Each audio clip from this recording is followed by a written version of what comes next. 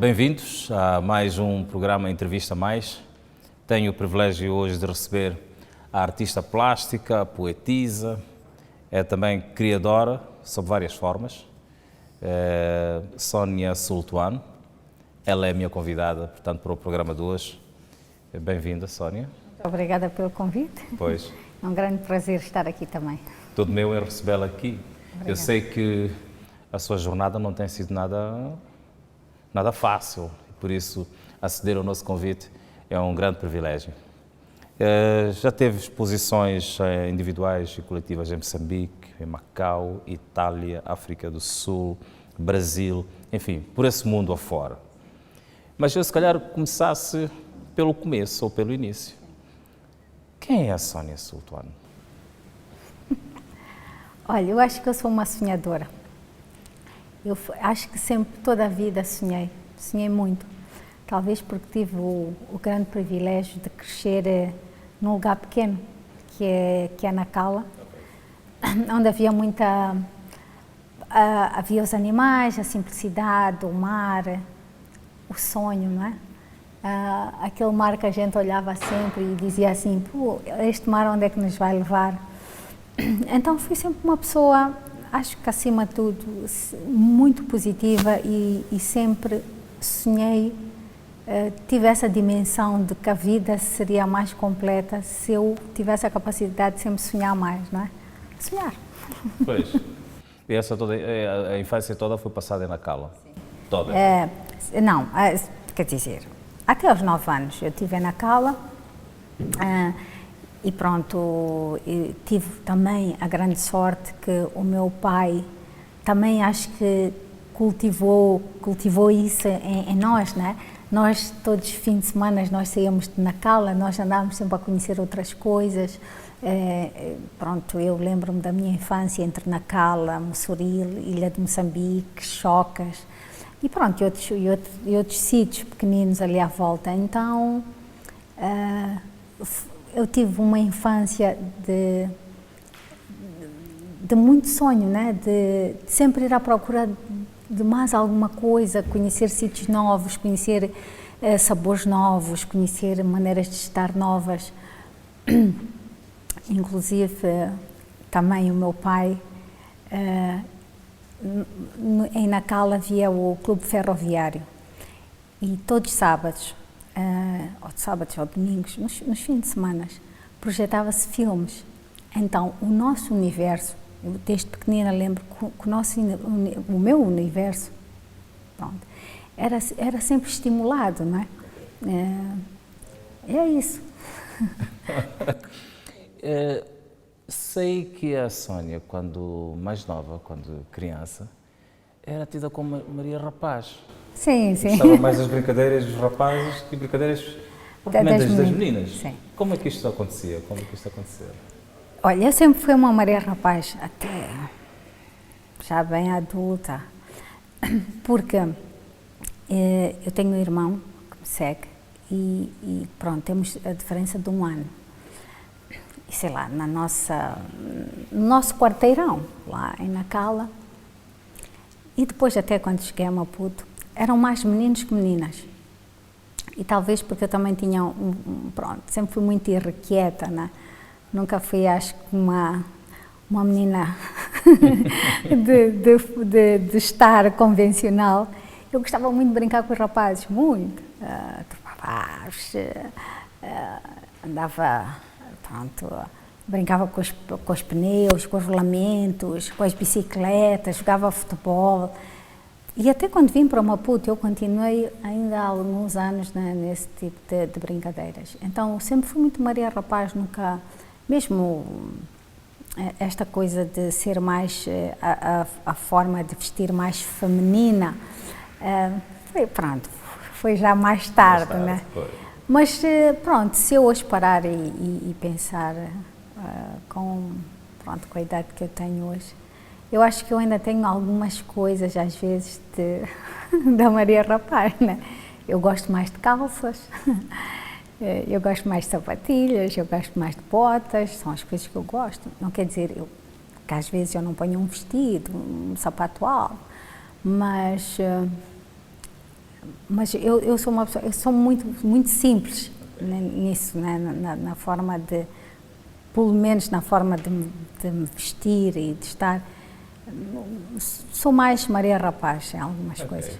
Esse período em que viveu em Nacala e depois veio para Maputo, ainda mais novinha, teve algum impacto, alguma coisa impactou nesta mudança de ambiente de Nacala para Maputo, digamos assim, uma cidade grande?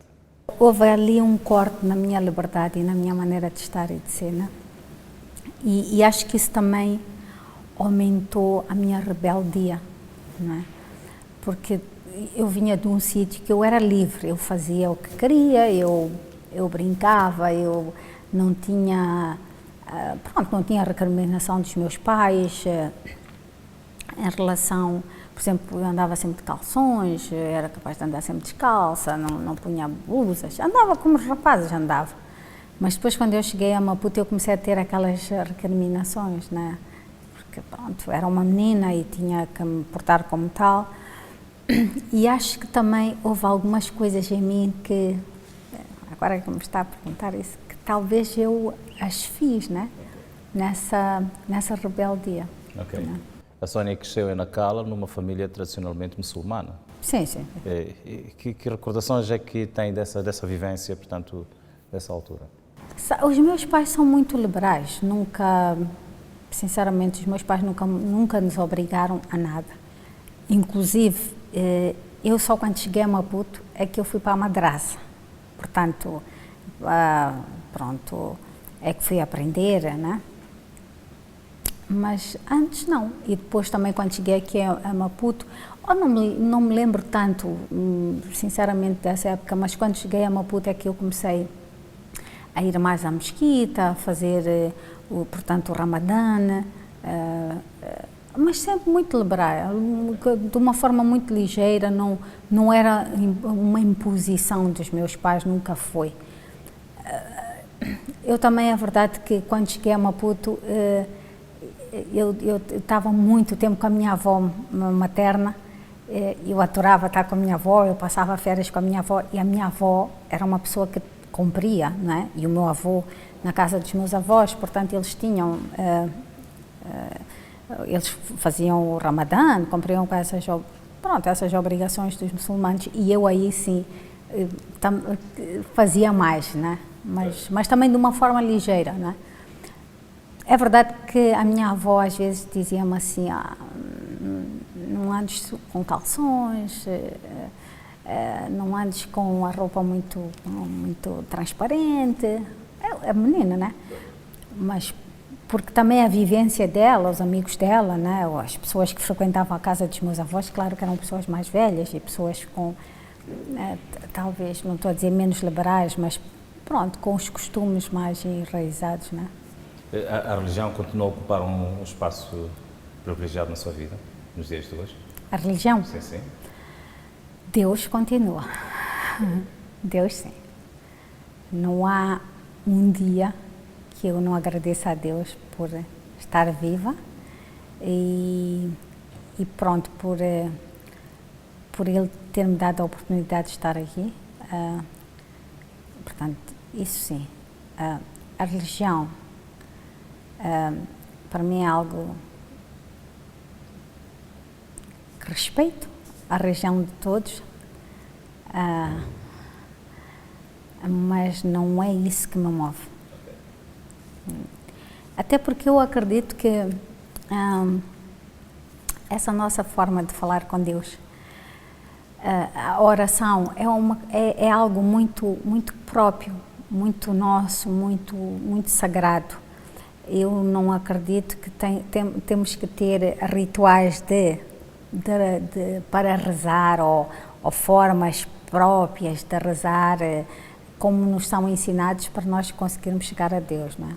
Então, se nas suas criações, portanto, como artista, como poetisa e por aí além, esta questão da religião tem algum peso?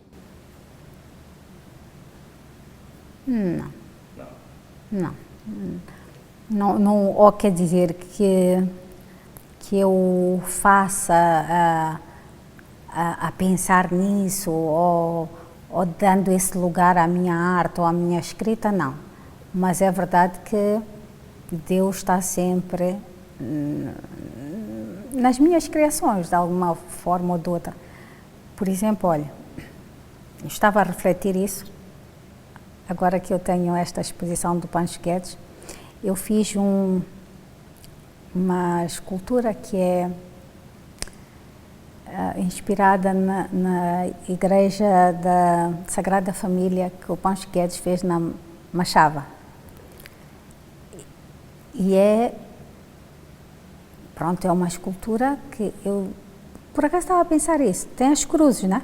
Portanto, é muito católico, né? E eu de repente disse, oh, que engraçado, fiz como artista plástica, fiz 2 trabalhos, portanto, muçulmano, que é um tasbir que eu fiz, que é, portanto, olha, são as contas, e eu ofereci a uma mesquita e estava a pensar, que engraçado, agora fiz um católico, né? Portanto, Deus está aí e as coisas que eu escrevo, e para mim, sabe, não há, eu mesmo sendo muçulmana, eu respeito todas as religiões, eu comungo bem com isso, porque até eu própria sou mistura de muitas outras coisas e tudo que eu vi, aprendi, bebi, então eu acredito em Deus, isso sim. Sónia, conta-nos como é que entra para estas lides da arte. Como é que surge em ti esta coisa de pintar, de escrever? Quando é que surge? Quando é que descobre essa veia em ti? Pronto, como escritora, isso foi um acidente, né? Eu sinceramente digo que eu escrevia, não é porque eu queria ser escritora, não é porque eu queria publicar o que eu escrevia, pronto, e foi, portanto, para mim a escrita era um lugar de refúgio, né? Era onde eu me refugiava, era o meu lugar sagrado, era o meu lugar de desespero, era o meu lugar de consolo, e daí apareceu, pronto, a escritora. Arte plástica, acho que foi mais consciente, né? Foi mais consciente porque foi o Jorge Dias que me desafiou para fazer uma exposição com ele, portanto com o Movarte, que é um movimento da arte contemporânea de Moçambique, e nasceu no aspecto de eu assumir isso como que ia fazer alguma coisa como artista e que se viria ao público, a público como tal. Mas é verdade que eu já fazia coisas desde pequena. Desde pequena estamos a falar com que idade, mais ou menos? A primeira vez que eu fiz alguma coisa assim, que eu acho, uma instalação, sem saber, não sei, ter 6, 7 anos, foi na Cala, okay. Que eu fiz um tapete de papaias, né? Pelo prédio todo. Mas pronto, foi inconscientemente. Depois, houve um tempo que eu fazia bijutaria, que eu fiz muita bijutaria, e participei ainda em 2 feiras, mas depois levava aquilo como, pronto, como uma coisa ligeira, não é? Não era nada, não era assumido como se eu fosse artista, não é? Depois, em 2005, assim, quando eu fiz a minha primeira exposição com o Movarte, aí sim, já me assumi como uma pessoa, pronto, que estava a fazer arte. Entretanto esse arranque aos 6 anos levou-a praticamente a expor um pouco por quase todos os cantos do mundo. Sim, hoje eu às vezes nem tenho muito bem a consciência de algumas coisas. E aqui não estou a tentar ser modesta, é porque não se tem, né? Eu ainda, este fim de semana, por outros motivos, estava à procura de uns documentos meus e tive que revisitar os meus baús, tenho alguns. E disse, pô, já tenho muita coisa. Ok. Porque estive uma manhã e uma tarde inteira à volta de papéis. E sim, e é verdade. Hoje, eu posso dizer, já fui a muitos sítios, graças à arte plástica. Tenho ido a outros sítios também com a literatura, principalmente o Brasil.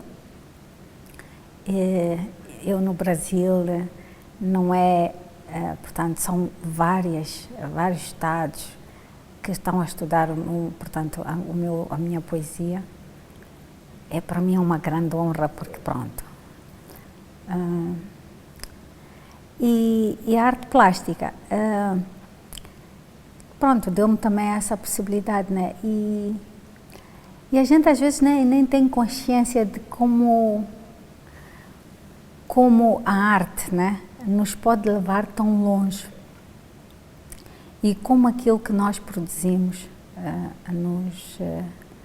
também não só nos tira, portanto, a nós que criamos lá para fora, mas também o nosso país, né? Porque isso é que é espantoso. É difícil ser artista a tempo inteiro. Eu nunca fui, mas acho que eu adoraria, quer dizer, agora começo a querer mais, porque, sei lá, talvez estou num pico, sinceramente, que eu adoraria ter tempo só para ser artista. Mas pronto, eu trabalho, tenho outras obrigações. Também não sei, sinceramente, se conseguiria ou não viver só de arte. Talvez até conseguisse, porque há outros artistas que o fazem, não é? Mas pronto, vou organizar a minha vida nesse sentido. Como é que a Sónia vê, analisa e que crítica é que faz a forma como os artistas são tratados ou valorizados em Moçambique? Olha, eu acho que os artistas, ainda as pessoas não dão valor aos artistas. Aqui no país não dão valor àquilo que os artistas representam, aquilo que os artistas criam. É uma pena quando não é que, é como eu disse, um artista quando sai daqui, quando eu vou lá para fora, por exemplo, eu quando vou dar um exemplo, eu agora estive no Brasil, não é só a Sónia que está lá fora, é Moçambique. E nós lá fora somos tratados com respeito. No outro dia, alguém disse-me o seguinte, e eu vou ter, disse-me assim, eu vou ter que tentar dizer isto de uma forma mais ou menos assim, que a pessoa não podia perder muito tempo e a empresa também não podia perder muito tempo, porque, infelizmente, neste caso eu e a arte, não era importante, não era o negócio daquele espaço, entende? E eu fiquei a pensar, é verdade, até pode ser verdade, mas a arte, não é possível, você vai aqui a qualquer, pronto, as empresas, os hotéis, restaurantes, e a gente vê a arte lá, porque é a arte que traz beleza, é a música que nos traz do mais humano que nós temos. Portanto, é uma pena quando as pessoas não respeitam a arte ou não respeitam os fazedores da arte, porque acham que a arte é algo secundário. E ainda tem outra questão que eu muitas vezes reflito sobre isso, que é, as pessoas dizem que o nosso trabalho, portanto, em Moçambique, muita gente diz, vocês, os artistas, o vosso trabalho é muito caro. Mas as pessoas não se importam de ir às lojas aqui e comprar imitação de coisas da China, seja lá de onde for, e pagarem às vezes muito mais caro para ter na sua casa coisas que acham que é arte, mas que realmente não tem nada de arte, porque acham que aquilo que nós fazemos, criamos, pronto, é caro ou que não tem interesse nenhum, não é? Isso como artista a frustra? Não, porque eu há muitos anos tomei uma decisão, eu não vendo o que faço. Pela primeira vez eu tenho agora este trabalho do Pancho Guedes e estou a vender as minhas obras. Nunca esperei isso, também porque a minha dinâmica em relação à arte é outra. Eu tenho outro pensamento, para mim é muito mais importante essa questão do estudo, da divulgação da arte moçambicana, não só a Sónia, mas num conjunto, porque eu tive uma experiência quando eu fui à Itália, como disse, quando eu cheguei à Itália, uma das coisas que me perguntaram foi: mas vocês são mesmo moçambicanos? Porque éramos uns 5 ou 6 artistas moçambicanos, eu já nem me lembro, pronto, do movimento da arte contemporânea. Íamos lá fazer uma exposição, uma coletiva, e eu é que fui fazer a montagem e representar portanto, o movimento. E eles perguntaram: mas é mesmo de Moçambique? Eu, sim, é de Moçambique. Mas vocês são mesmo moçambicanos? Sim, somos moçambicanos. Porquê? Porque eu levava a arte contemporânea. As pessoas estavam à espera que fosse, pronto, esculturas em madeira, aquilo que estamos habituados, né? Então, por causa dessa experiência, isso mexeu muito comigo. Isso foi algo que me tocou profundamente. E eu disse: não,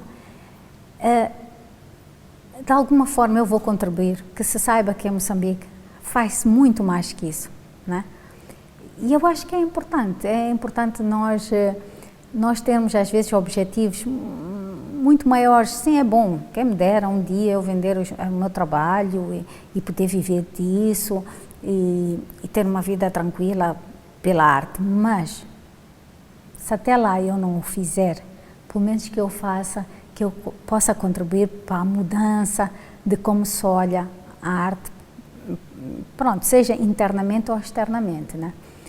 Mesmo há muita gente que não percebe muito bem o que é que nós artistas, por exemplo, então principalmente o pessoal da arte contemporânea, o que é que nós fazemos, né? Que as pessoas não entendem muito bem o nosso trabalho. Pois bem, falou agora que não vende as suas obras. Por que é que tomou essa decisão de não vender as suas obras? Ou o que é que lhe fez tomar essa decisão de não vender as suas obras? Algumas pessoas disseram-me que era um ato egoísta, quer dizer, quase egoísta, que era porque eu não queria me desfazer das obras. Sim, eu gosto muito, é verdade, gosto muito de cada obra que eu faço, muito, porque tem muito de mim. Mas eu achava, pelo contrário, que era eu a vender uma obra minha. Quer dizer que, por exemplo, para uma pessoa individual, essa obra vai para a casa de alguém e quer dizer que essa obra vai se tornar de 3, 4, 10, 20 pessoas e acabou, não é? Não há essa tal partilha, esse tal passar. E eu tomei essa decisão, disse, não, enquanto, graças a Deus, eu estiver a trabalhar e poder, pronto, e tenho um salário e poder viver, ia tentar evitar, portanto, vender as minhas obras. Mas as minhas obras estão em lugares públicos. Eu tenho, portanto, mesmo para fazer essa partilha com as outras pessoas, eu tenho uma obra numa mesquita, na Matola, que eu doei uma obra ao Camões, está na biblioteca aqui do Camões. Tenho uma obra no restaurante, tenho várias obras numa loja de moda, portanto, para as pessoas irem, verem e ser, portanto, partilha para todos. Agora, sim, vou vender agora, mas já passaram alguns anos, né? Também eu comecei a fazer em 2005, também, pronto, hoje tenho outros registros, já tenho catálogos, tenho coisas que se pode partilhar, temos, pronto, há os Facebooks, há os YouTubes, já pronto, a internet, que as pessoas podem ter acesso também a isso, né? Eu gostava que partilhasse connosco um bocado da experiência dessa ida ao Brasil, nesse projeto Palavras que Andam. Esse projeto foi muito falado no Brasil e a crítica acolheu muito bem esse trabalho. Gostava de que falasse um bocado mais sobre este projeto e, sobretudo, o sentimento de ser tão bem acolhida num país do outro lado do oceano. Eu tenho muito respeito pelo Brasil, por causa disso mesmo, porque eu a primeira vez que eu fui ao Brasil foi em 2010 ou 2011, com o projeto Walking Words, As Palavras que Andam.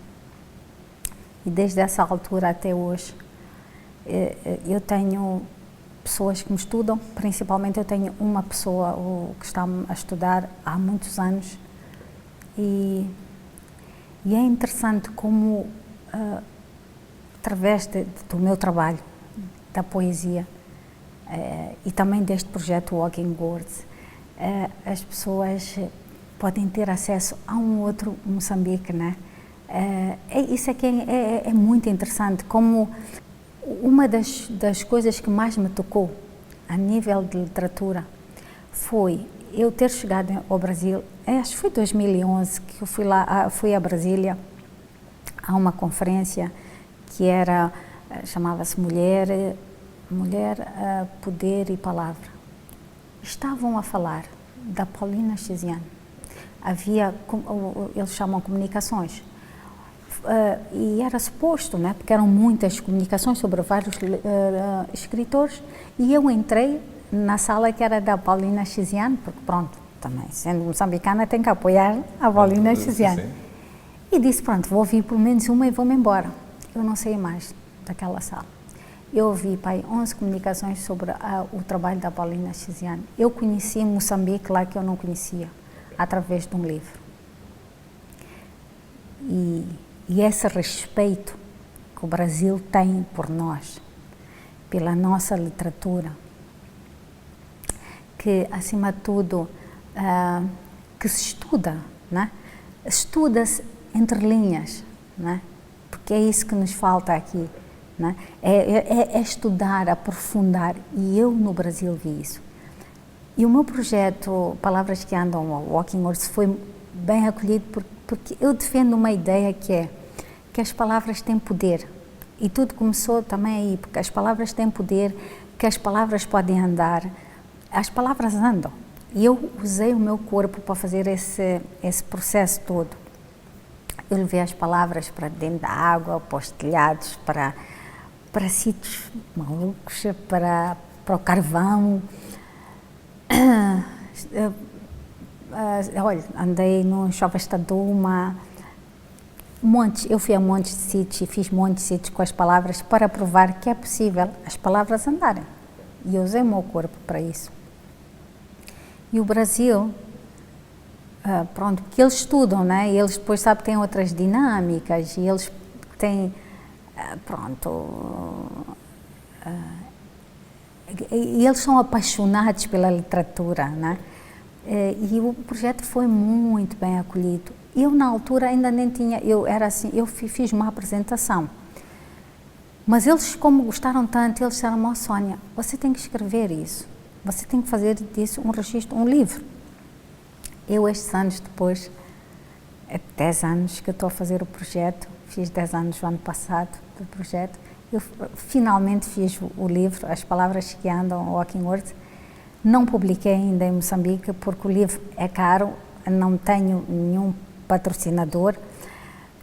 Também, diga-se de passagem, não procurei ainda muito por um patrocinador, porque também não quero já de partida, pronto, como é um livro artístico, ou com a base do livro é muito particular, né? Então não sei sinceramente se vou conseguir aqui um patrocinador, mas vou tratar disso. O livro vai sair agora em julho no Brasil, porque e até é interessante porque eu estava à espera que o livro saísse por uma editora. Vai sair sim por uma editora, mas vai ser dentro da universidade. Portanto, vai ter os canais das universidades, o que é fantástico, não é? Porque é isso que eu estava a partilhar, que a literatura lá é levada muito a sério. Porque é um livro que não é só, é verdade, tem muito de mim, porque as palavras andam comigo, é a minha cara, assim, mas depois tem o registro da cidade. Porque, veja lá, eu andei a fotografar há 10 anos atrás e andei uns 2 ou 3 anos a fotografar. A cidade mudou muito. Há sítios que já nem existem, há sítios que mudaram. Então também tem esse caráter histórico, arquitetônico. Então é interessante. E porque não é um livro nem de poesia, nem de arte plástica, é de tudo misturado. E depois também é o meu percurso artístico, portanto as várias coisas que eu fiz, que acreditei, as exposições, os livros como escritora, depois também os estudos que foram feitos, os prefácios que foram feitos, portanto tem toda essa parte que também eu pensei que seria uma boa plataforma. Por exemplo, os prefácios são feitos por pessoas e estas pessoas também evoluem, não é? Então é interessante perceber, e eles próprios, não é? Como é que as pessoas, portanto, têm o seu pensamento tem evoluído e quando eles fazem prefácios, muitas vezes nos prefácios são referenciados não só o próprio autor, mas, por exemplo, outros autores. Então há também ali um registro, né? Uma memória que é guardada através desses prefácios e dessas apresentações. Então eu também fiz questão de que fizesse parte do livro para que se tornasse um livro, a minha ideia, porque é um projeto Walking Words, eu gostava muito que fosse um livro para, principalmente as universidades, para se perceber que é possível fazer arte, que a arte não tem que ter sempre forma, né? Que não tem sempre que se esculpir com as mãos, né? Mas há outras formas também de fazer arte. Então, daí o projeto, esse projeto, palavras que andam. Aí salta-me à mente um outro aspecto. A necessidade que existe internamente, tanto aqui no país, de se promover cada vez mais esta questão da arte, sobretudo da literatura, nas universidades, nas escolas e por aí além. Sente, de facto, que existe essa preocupação de colocar a literatura mais próxima de quem é preciso, nas universidades, nas escolas, por aquilo que tem vivenciado como artista, como escritor? Eu acho que não. Eu acho que não. Você acredita que eu nem sei onde é que é a porta da faculdade aqui de letras? Eu nunca fui convidada para ir lá como escritora. Percebe o que eu estou a dizer? Não é que eles tenham a obrigação de o fazer, mas eu saí daqui convidada para ir a 10 universidades no Brasil, eu acho que consigo lhe responder, só assim já lhe respondi, né? Então, me parece que isso tudo vai nos remeter, começa já no princípio, qual é hoje a obrigatoriedade de ler, né? Acho que está tudo muito trocado, os valores, e não começa na universidade, até começa antes, né? Começa muito antes. O nosso próprio ensino, não é?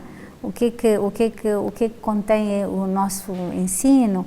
Depois temos aqui outras questões, a própria formação dos professores, porque há muita gente que chega, acho que às universidades, com uma formação académica péssima, não é? Eu acho que tinha que se repensar isso tudo, não é? Porque não é só realmente a literatura, é muitas outras questões à volta. Como havia, hoje eu penso, quando havia aquela disciplina que era moral, e era que? Educação cívica? Não, era... Moral e nós já havia disciplinas, por exemplo, havia de desenho, havia de educação física, havia essas valências todas na escola e eram obrigatórias, porque realmente fazem parte daquilo que um dia nós nos vamos tornar, né? Como seres humanos, como parte de um todo, de um país. E há muitas coisas que se foram perdendo. Então, dizer assim, literatura, mas essa base lá atrás não foi feita. Não. É muito complicado. Quantos jovens hoje, há alguns, por acaso, há jovens que gostam muito de ler e que estão naqueles núcleos, naqueles grupos, mas assim, num todo. Eu não me lembro de ter passado assim num jardim e ver alguém deitado na relva a ler. Há quanto tempo a gente não vê isso? Pronto, hoje as pessoas querem ler nos telemóveis, nos computadores, mas também é sempre aquela leitura muito transversal. Eu vejo, sabe, eu quando ponho, eu costumo me rir, às vezes eu digo, isto é engraçado. Quando eu meto no meu Facebook algum texto que é longo, talvez umas 20, 30 pessoas vão lá e fazem like ou fazem algum comentário e coisas sobre, e são pessoas que me acompanham, por exemplo, os meus estudos, eu às vezes publico isso porque é muito importante para quem está a escrever. E tenho 2 Facebooks. Mas se eu puser uma fotografia minha, eu tenho 1000 likes, quer dizer, também estou a exagerar, mas pronto, entendo que eu estou por aí, tenho, sei lá, tenho um monte de likes, um monte de comentários, mas aquilo que é importante, porque é importante para mim, é muito importante e muitas vezes até acharia que seria importante para aqueles que me seguem, que estou a falar como escritora e como artista plástica, né? As pessoas nem vão lá ler, porque deixou-se de ter essa vontade. Às vezes, sim, quando eu publico alguns poemas, são curtos, sim, as pessoas vão lá, leem e fazem um outro comentário, mas é raro. Agora, se forem fotografias, sim. E não estou a falar só fotografias minhas, estou a falar do tipo de fotografias. E não é só comigo, é no geral, é assim, né? A gente tirar aquilo, dizer, olha, eu 10 minutos eu vou ler. Se esta pessoa publicou uma coisa, deixa-me eu ler, perceber, né? Então... Eu quero provocá-lo um bocado neste momento, olhando para 3 obras suas publicadas. Sim. Começaria com Sonhos, de 2001, Imaginar o Poetizado, de 2006, e No Colo da Lua, de 2008. 2009. 2008, 2009. Sim.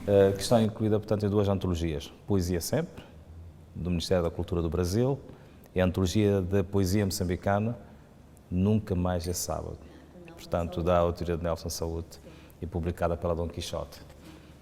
Destes trabalhos todos, qual é que mais sente que mexe contigo, é a tua cara e por aí além?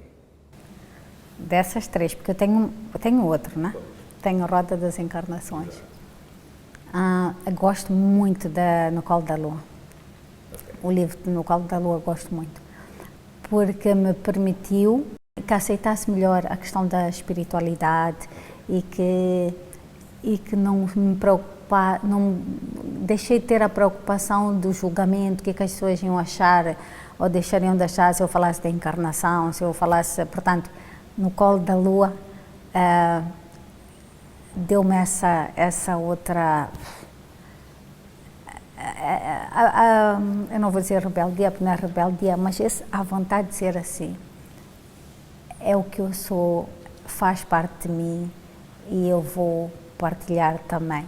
Então, No Colo da Lua, parte do Colo da Lua eu já entrei nessa outra vertente de escrita. Há uma pergunta que lhe foi feita uma vez, e eu vou repetir essa pergunta nesta nossa conversa.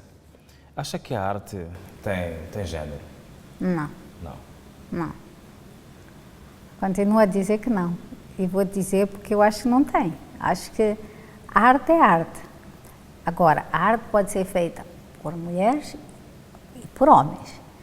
Agora, não acredito que haja ninguém... Eu, quando estou a fazer uma obra, não estou a dizer eu tenho que fazer esta obra e toda a gente tem que olhar para esta obra e perceber que foi feita por uma mulher.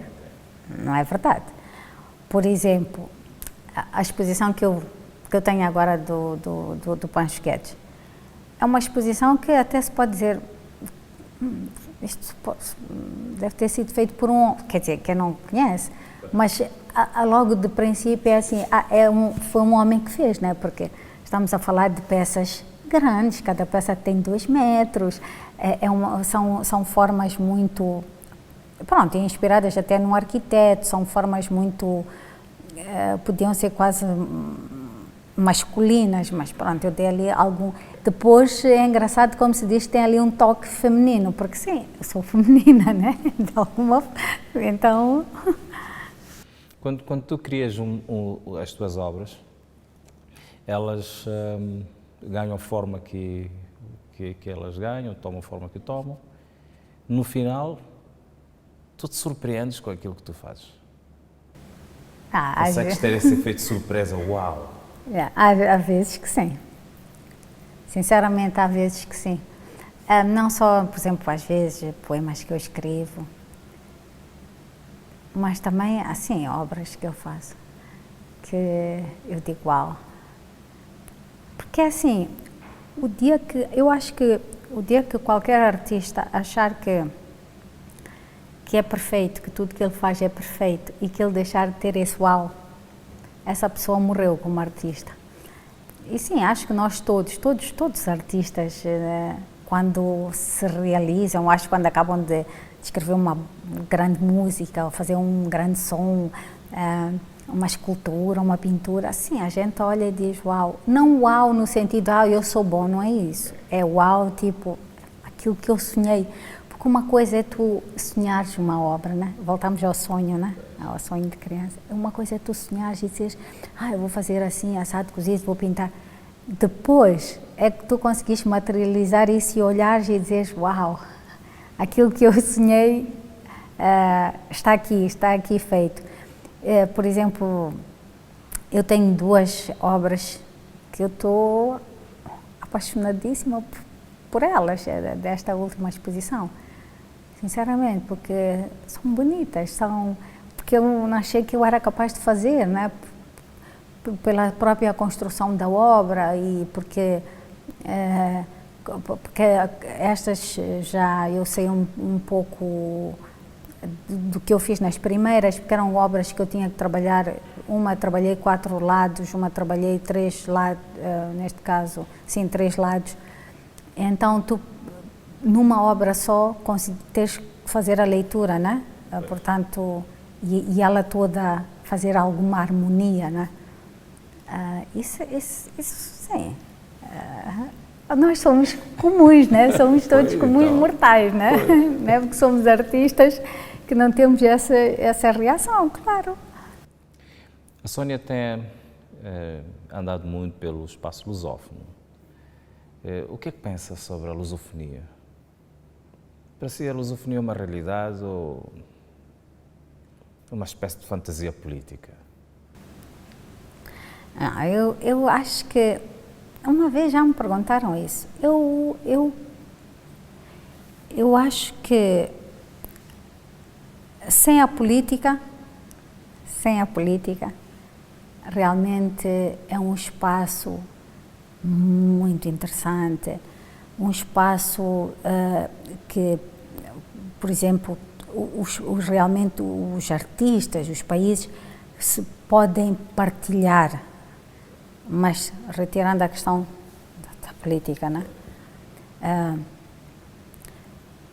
Porque abre portas para outros saberes, abre portas para espaços comuns, espaços de divulgação, espaços de novas oportunidades, né? Por exemplo, a nível da arte, tem-se feito muitas coisas, né? Há muitos, por exemplo, principalmente os músicos, né?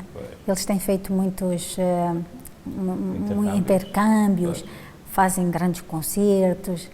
Isso é muito bom, isso é muito rico, porque voltamos à mesma questão. A arte tem o poder de içar bandeiras que muitas vezes até os políticos não têm, né? A arte tem tem essa delicadeza de juntar pessoas. Imagina, né? Você vai a um casamento e há ali um ambiente um bocadinho tenso, né? Ou porque, sei lá, as famílias estão a acabar de se conhecer e pronto, e não sabem. Sabe como é que é? Põe-se uma boa, uma rabenta, vai toda a gente dançar. A música faz milagres. Pois. Então, a arte, agora vou levar isto mais a sério, né? Pronto, a arte, acho que tem esse poder, tem essa delicadeza, né?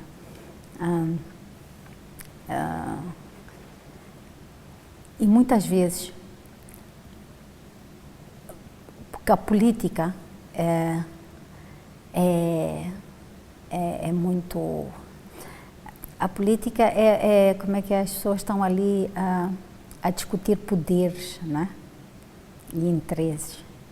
E às vezes pode falhar, né? Pode falhar.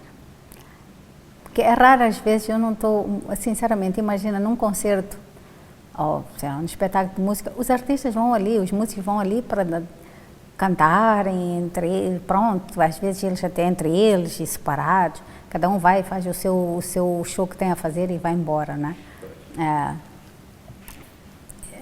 Pronto, aquelas rivalidades, mas torna-se leve. Um dos temas bastante recorrentes também no espaço lusófono, de debate, é a questão do acordo ortográfico. O que é que as tuas palavras acham do acordo ortográfico? Eu sou contra e continuo contra e vou continuar contra, e até este meu último livro, A Roda das Encarnações, eles respeitaram, portanto, o nosso português, né? Então não concordo, porque principalmente, eu não sei, na poesia, o escrever, e eu volto para o meu projeto, as palavras que as palavras têm poder, não é? Então, para mim é como se eu tivesse a tirar o poder às palavras, não é? Porque foi assim toda a vida que eu escrevi, foi assim toda a vida que eu li, foi assim que toda a vida eu ouvi, não é? Então, eu não concordo com o acordo. Eu acho que todos nós devemos nos respeitar.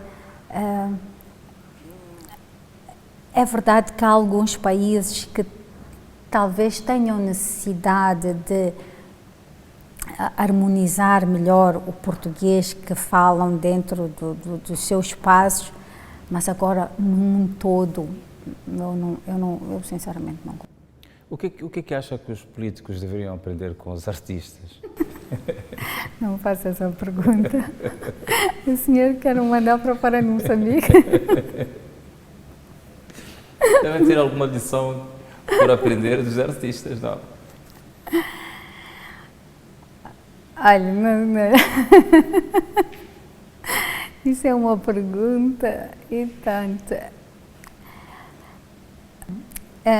Acima de tudo, nós, acho que os artistas, é verdade que nós temos a parte artística, a parte da brincadeira, a parte muitas vezes, por exemplo, eu vou lá para fora, eu também tenho os meus momentos de lazer, de brincadeira, quer dizer, senão também não estou a conhecer as pessoas. E depois tenho aqueles momentos sérios, né?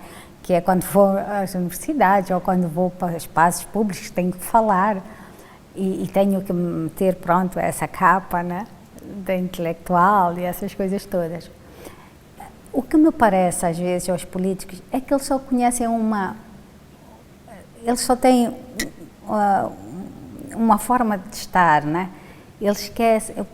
Por exemplo, eu lembro-me que uma vez, eu até também disse isso numa entrevista, eu estive em Portugal, eu estava com moçambicanos e estava lá até como artista. E as pessoas disseram, mas como é que é possível? Vêm aqui os nossos dirigentes, E eles não vêm falar connosco.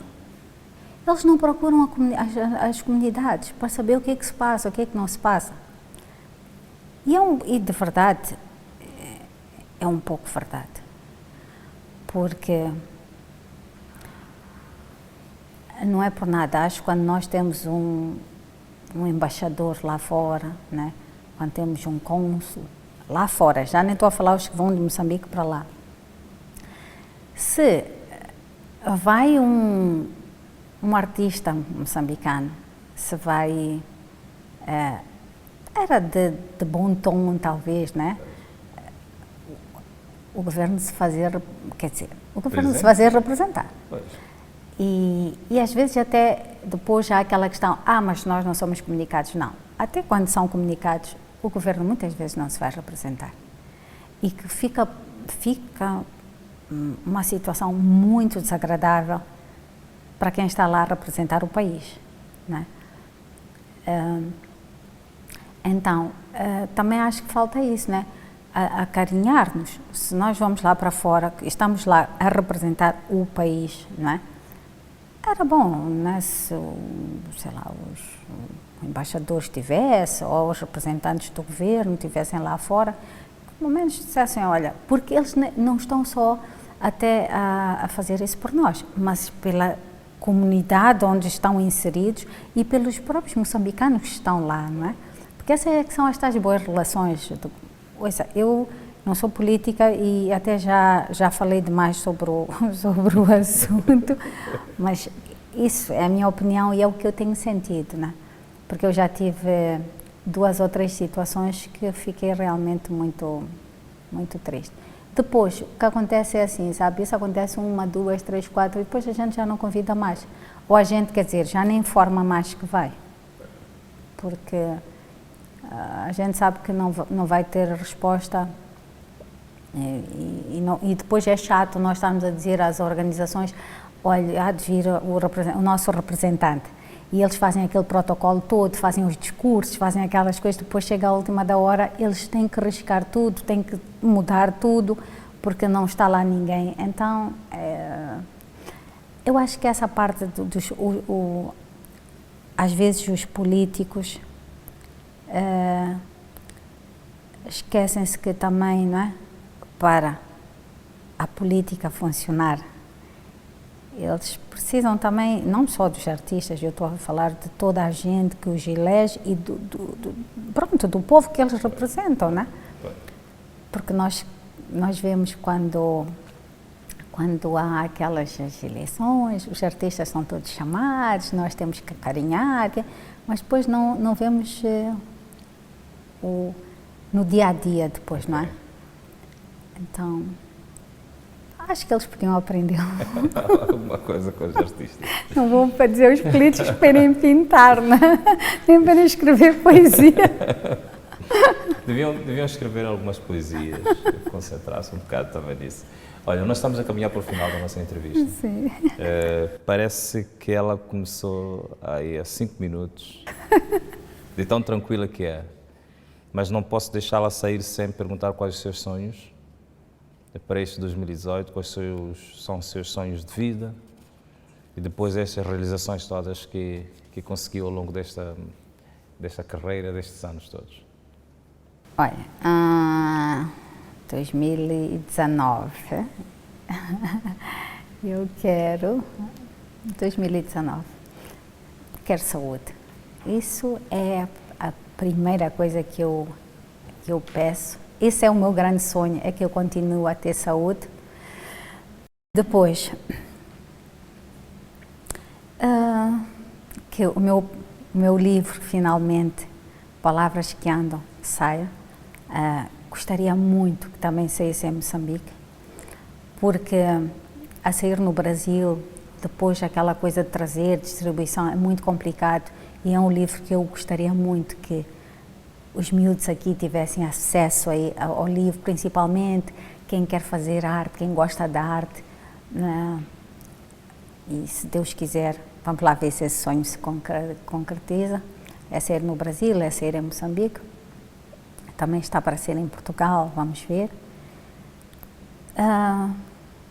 Outros sonhos. Ah, isto é um sonho coletivo, né? Que o nosso país acalme, né?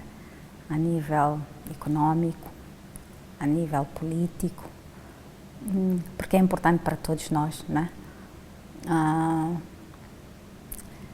Porque por muito, eu gosto muito do meu país e não estou a pensar em ir embora de Moçambique, então, como não estou a pensar em ir embora de Moçambique e como sou moçambicana, eu gostaria muito mesmo que algumas coisas serenassem e que a boa vontade, né, de todos nós fizesse com que, pronto, o país se tornasse mais estável em algumas questões. Meu sonho, por exemplo, como artista, tenho muitos. Gostaria de, sei lá, fazer mais uma exposição, a continuação do que estou a fazer, mas levar para o norte, porque acho que é importante. Estamos a ver se vamos para o norte também. A sua Nacala merece. Exatamente, exatamente. Estamos a ver se conseguimos levar para a Ilha de Moçambique. Então, se for para a Ilha de Moçambique, estamos ali bem pertinho. Estou na minha terra. Exato. Porque eu já estive na Beira 2 vezes, mas gostaria muito, muito, muito mesmo de ir para aquela zona. E era bom voltar às minhas origens. E pronto, sinceramente é mais não peço muito mais, a não ser saúde, bem-estar para todos nós. Sim, estamos a precisar, né? Estamos a precisar. Sónia, no teu vocabulário, qual é a palavra que tem mais força? Amor. Sempre. Amor. Não amor homem-mulher. Amor. Amor é algo poderoso. O amor realmente é poderoso. E muitas vezes nós, acho que fomos muito educados que o amor tem a ver com a questão homem-mulher, mas o amor, pelo menos para mim, é muito mais que isso. Ao longo deste percurso como artista, escritora, teve alguma frustração? Tive muitas. Muitas? Muitas. Quer partilhar alguma? Olha, a primeira foi mesmo no primeiro meu livro. Se eu não tivesse tido força suficiente, eu nunca mais seria escritora. E ainda bem eu tive essa frustração. E depois, assim, no segundo livro também, foi uma batalha para eu chegar a ser escritora. Tive mesmo que... E foi frustrante. Muitas vezes eu apetecia-me dizer, olha, isto não dá dinheiro, isto não me traz valor acrescentado na vida, mas depois quando se pensa, não... E hoje não, hoje tenho muito orgulho de ser escritora moçambicana, muito mesmo.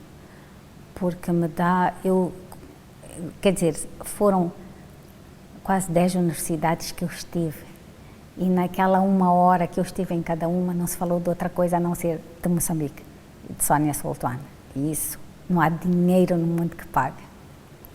Como artista plástica, sim, às vezes eu fico frustrada porque é muito difícil, né, se compreender, às vezes, a arte, pronto, a arte que eu faço. Mas depois, pronto, porque é algo que eu acredito e é algo que me move e é algo que eu respeito, a frustração passa. Senão não teria chegado, mas é assim, eu comecei a escrever o meu primeiro livro, saiu há 17 anos, né?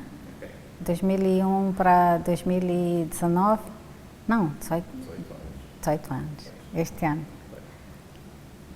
E como artista plástica, 13 anos, então. Sim, mas a gente, fiquei frustrada pelo caminho. Mas nesse percurso também teve bastante alegrias? Muitas. Eu acho que eu tenho tido mais alegrias que frustrações. E, sinceramente, estes últimos anos têm sido de muita alegria. E principalmente porque, e de uma forma muito humilde, eu tenho mudado a vida de muitas pessoas e isso não há dinheiro que pague. Os jovens que se inspiram, pessoas que se inspiram, pessoas que se revêem. Eu tive uma história lindíssima. Eu contei a minha vida publicamente em 2006, a Anabela Adrianópolis, desculpe lá estar aqui a referenciar, mas pronto. Profissional, uma amiga. Pronto. Pois. No programa da Anabela e contei a minha história da gravidez, aquilo tudo, que eu fiquei grávida muito cedo. E passados uns meses eu fui à beira e uma menina disse-me que, olha, eu não me matei porque eu ouvi tu a falar com a Anabela. Ela também tinha ficado grávida, era muito menina. E ela fez questão, eu fui lá fazer portanto, uma exposição, passado um tempo, e ela veio me contar isso. Eu quero mais alguma coisa da vida? Não. Isso é que me move, por exemplo, muitas vezes partilhar as coisas mais publicamente, porque há muita gente que se revê em nós e há muita gente que tem os mesmos problemas que nós. Mas as pessoas não sabem, e foi mais ou menos o que aconteceu comigo, né? Quando eu comecei a escrever, eu não tinha com quem falar, não é? Porque eu tinha medo do que iam dizer e iam fazer, e de alguma forma, né? E foi a Anabela Adrianópolis também que me ensinou isso, que ela disse, sabes, há muitas poucas mulheres que têm a oportunidade de dar a cara, né? E a gente, aquelas mulheres que têm essa oportunidade, a gente deve, né? Portanto, dar a cara e dizer e dar esperança às outras. Então, é mais ou menos isso. E desculpem lá estar a chorar. E não estou a chorar. É uma diferença muito grande entre chorar e emocionar. Eu sou uma pessoa assim, olha, quando era mais nova, isso não acontecia. Agora acontece com mais frequência. Da idade. É esse sentido de poder inspirar com os atos, com as realizações, com as lutas, acima de tudo, que acaba deixando assim. Eu vou poupá-la. Não. Tranquilo, sabe? De verdade, é assim, eu já mudei. Eu era uma pessoa muito mais... Isto não é para... vocês já vão cortar. Com certeza. Era uma pessoa muito mais fria. Ok. Mas também... Eu acho com a questão da minha doença, e hoje eu não tenho... Alguém dizia, no outro dia, viu-me dar uma entrevista, disse, não se pode chorar na televisão, porque como é uma pessoa que a gente respeita, é uma figura pública, é um exemplo, não se pode chorar. Eu não acredito nada disso, porque eu, acima de tudo, sou um ser humano como você, como outra pessoa qualquer. Então, também me emociono. Ainda bem, né? Ainda bem. Pior seria se não se emocionasse. Sónia, eu quero agradecer a sua presença aqui no programa. Quero agradecer este momento em que partilhou o percurso pessoal e também profissional. E eu espero poder tê-la neste programa para a parte 2. Parte 2. Pois. Apesar de nos ter dito no começo do programa que não está fechada para as entrevistas, de qualquer das formas, no respeito a esse pressuposto, mas mesmo assim nós esperamos poder contar consigo aqui uma segunda oportunidade para conversarmos ainda mais. Está bem. Muito obrigada pelo convite, pela oportunidade, pelo momento tranquilo. Está bem? Estimado telespectador, foi assim que nós fizemos o nosso programa de hoje com a Sónia. Eu agora atrevo-me a chamá-la Sónia, tornou-se minha amiga, mais amiga ainda. Ela que é artista plástica, é poetisa, é escritora, é uma criadora, enfim, é multifacetada e partilhou connosco o percurso de vida e também profissional. Eu espero poder contar consigo no próximo programa e até lá desejo a continuação de um momento tranquilo.